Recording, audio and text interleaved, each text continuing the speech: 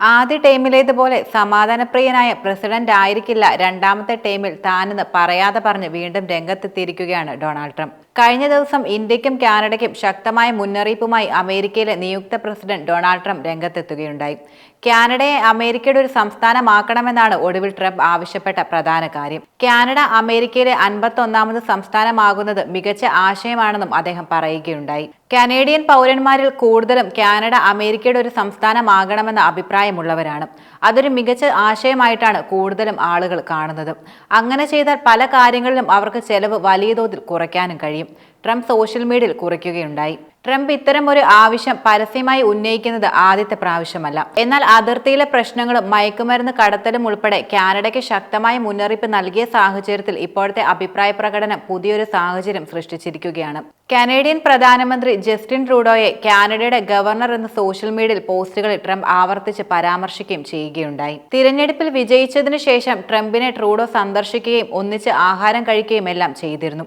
ഇതിനുമാണ് ട്രൂഡോയെ പരിഹസിച്ചുകൊണ്ട് Trump social മീഡിയയിൽ post ഇട്ടതും. കഴിഞ്ഞ ദിവസം ഗ്രേറ്റ് സ്റ്റേറ്റ് ഓഫ് കാനഡയുടെ ഗവർണർ ജസ്റ്റിൻ ട്രൂഡോയ്ക്കൊപ്പം അത്താഴം കഴിച്ചത് സന്തോഷകരമായിരുന്നു എന്നായിരുന്നു. താരിഫുകളും വ്യാപാരവും സംബന്ധിച്ച് ആഴത്തിലുള്ള ചർച്ചകൾ നടക്കുകയുണ്ടായി.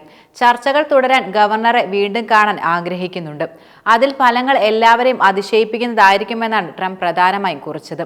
കാനഡയിൽ നിന്നും അനധികൃത കുടിയേറ്റവും മയക്കുമരുന്ന് കടത്തും തടയുന്നതിനുള്ള നടപടികൾ സ്വീകരിച്ചില്ലെങ്കിൽ 25% താരിഫ് ചുമത്തുമെന്ന് ട്രംപ് മുന്നറിയിപ്പ് നൽകുകയും ചെയ്തിരുന്നു. അത്തരമൊരു തീരുമാനമെടുത്താൽ കാനഡ തകരുമെന്ന് ട്രൂഡോ പറഞ്ഞപ്പോൾ അങ്ങനെയെങ്കിൽ അമേരിക്കയിൽ ഒരു സംസ്ഥാനമാകൂ എന്നായിരുന്നു ട്രംപ് നൽകിയ സൂചന.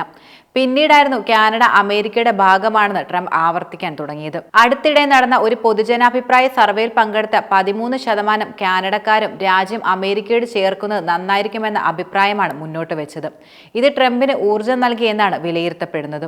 ട്രൂഡോയുടെ കടുത്ത വിമർശകനായ ഇലോൺ മസ്ക് ട്രംപിന്റെ അടുത്ത ബന്ധമുള്ള വ്യക്തിയാണ്. ട്രൂഡോ ഭരണത്തിന്റെ അവസാനം അടുത്തു എന്ന നിലയിൽ മസ്ക് അടുത്തിടെ ചില പരാമർശങ്ങൾ നടത്തുകയും ചെയ്തിരുന്നു. എന്നാൽ ട്രംപിന്റെ പരാമർശത്തെ അങ്ങേയറ്റത്തെ അപമാനമായാണ് കാനഡ പ്രധാനമായും കാണുന്നത്. ഇത് ഒരിക്കലും നന്മയല്ല, മറിച്ച് അപമാനമാണ്. നിയുക്ത അമേരിക്കൻ പ്രസിഡന്റിന്റെ ഭാഗത്തു നിന്നുള്ള ഭീഷണി കൂടിയാണ് ഇതെന്നാണ് കനേഡിയൻ അധികൃതർ പ്രധാനമായും പറയുന്നത്. എന്നാൽ ബലം പ്രയോഗിച്ചുൾപ്പെടെ കാനഡയെ അമേരിക്കയോട് ചേർക്കുന്നത് അത്ര എളുപ്പമാകില്ലെന്നാണ് വിദേശകാര്യ വിദഗ്ധർ വിലയിരുത്തുന്നത്.